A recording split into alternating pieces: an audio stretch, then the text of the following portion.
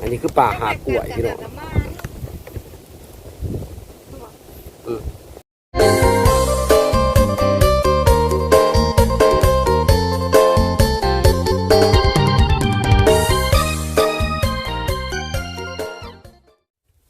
สบายดีมื้อนี้พี่น้องมื้อนี้เฮา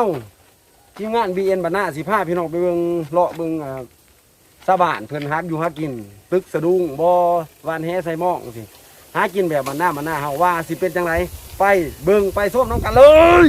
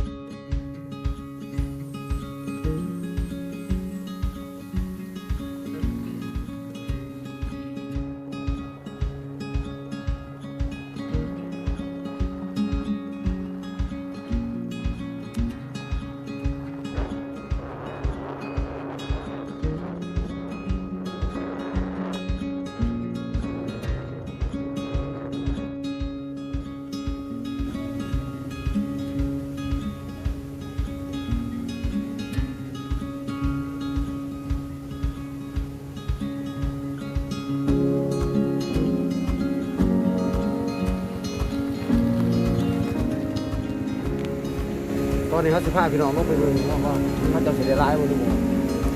ตามมา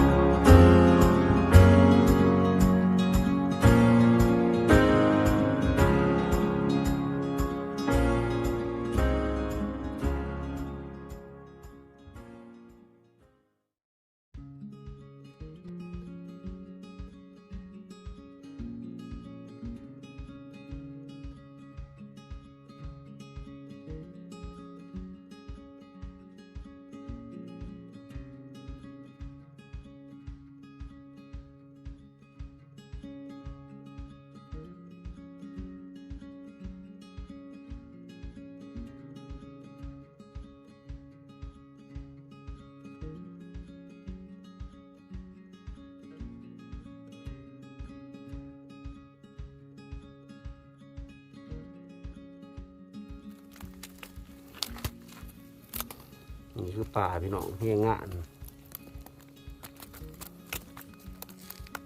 สมัยปีป่า โอ้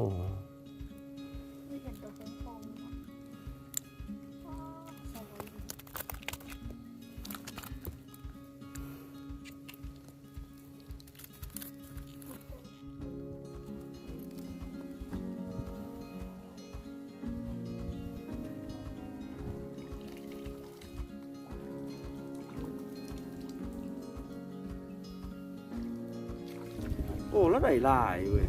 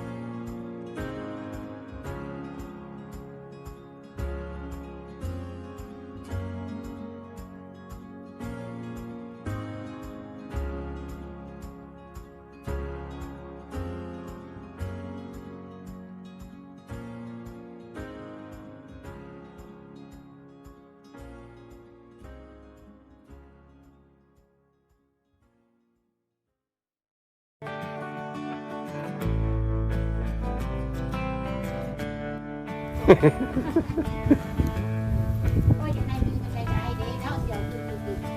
พันที่จะว่า กินมาแล้วบ่ตัวอย่าง กินแล้ว ถ้าย่างเป็นตัวปากคือให้กินก่อน กินแล้วตกใจหลาย เอากินบุกกินตัวกินไป ๆก็ยังเห็นจะ ได้ปาก ก็ยังเห็นจะยกตัวนี้นะขึ้นสิ เฮ็ ขึ้ ด น ตัวนี้ว่าสิเฮ็ดตามแผนนี่แหละจะให้ซื้อข้าวเด้ อือ โอ้ยบ่มีเงินเข้าลงมาเป็นเพื่อนกัน เออได้แท้คอยมานั่งอยู่ไกลๆตาม แม่บ่เด็กก็ได้ โบมี่เป็นดีโอ้สิรุดเลยนี่รุดเลย ไปแล้วไปเรียบร้อยแล้วนั่นแหละได้ทานยาว โอ้ป่าหักกล้วยที่เดือนนี้ ๆจะปลาเซ็ตนะ อืมหาขายหรือหากินนี่จะขายบ่ ก็หาทำไปดูอยากไปโชว์ทำให้กูเลยเนาะเมื่อเช้าได้ทำล่ะ ไปกับปลาดิบป่าหักนี่ครับ เดือดร้อน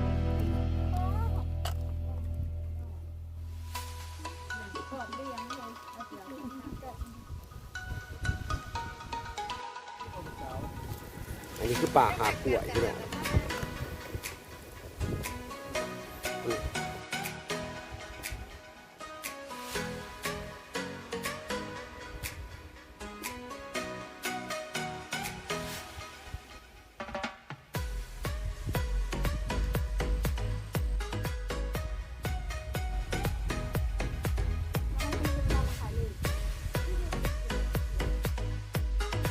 ครับหลังจากไม่ดูเขาครับปูเขาป่ากินเยอะจังเลย